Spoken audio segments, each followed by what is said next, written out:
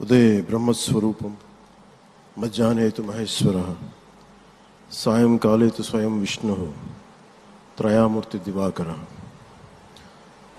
ముందుగా సూర్య భగవానునికి నమస్సుమాంజలి తెలియజేస్తూ యోగ విద్యను అందించిన ఆదియోగి పరమశివునికి, ఆ మహాయోగ విద్యని మనకి పతంజలి మహర్షి యోగశాస్త్ర రూపంలో అందించారు. వారిరువురి పాదపద్మములకు నమస్కారాలు. మన యోగ విశిష్టతను, గొప్పదనాన్ని ఋగ్వేదంలో ఉన్న మహానుభావులు తెలియజేస్తే దానిని ప్రపంచవ్యాపితం చేసిన దార్శనికులు మాత్రం గౌరవ ప్రధానమంత్రి శ్రీ నరేంద్ర మోదీ గారు. భారతీయ సనాతన ధర్మం తాలూకు విశిష్టతను యోగా ద్వారా విశ్వవ్యాపితం చేసిన ఘనత ఆయన సొంతం.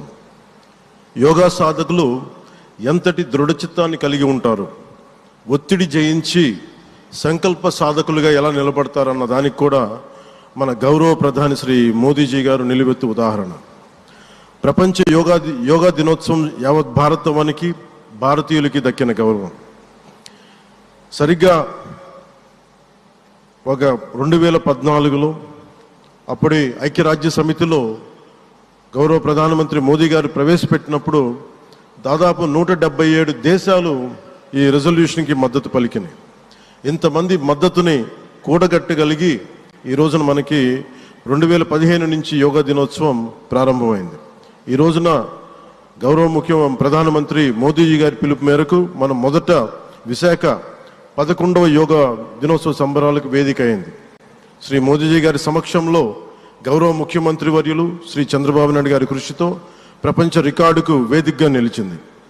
విశ్వనరులు మోదీజీ గారి పిలుపు మేరకు యోగా ఒక వన్ ఎర్త్ వన్ హెల్త్, ఈ ఆరోగ్యం థీమ్ని ఈ వేదిక నుంచి ప్రతి ఒక్కరూ ముందుకు తీసుకెళ్లాలని మనస్ఫూర్తిగా కోరుకుంటూ, ఇక్కడ ఆసీనులైన మీ అందరికీ, ఇక్కడికి వచ్చేసిన ప్రతి ఒక్కరికి కూడా పేరు పేరున నా హృదయపూర్వక వందనాలు, నమస్కారాలు. అలాగే గౌరవనీయులైన గవర్నర్ గారి శ్రీ అబ్దుల్ నజీర్ జీ గారికి, గౌరవ ముఖ్యమంత్రి శ్రీ నారా చంద్రబాబు నాయుడు గారికి, civil aviation minister Kinjarapu Rammohan Naidu గారికి, అలాగే మనకి AYUSH minister of state independent charge Shri Prataprao Jadhav గారికి, అలాగే వేదిక పైన ఉన్న ప్రతి ఒక్కరికి, గౌరవ కేంద్ర మంత్రివర్యులకి, రాష్ట్ర మంత్రివర్యులకి, ప్రతి ఒక్కరికి పేరు పేరున ధన్యవాదాలు తెలియజేసుకుంటూ సెలవు తీసుకున్నాను. జై భారత్, జై హింద్.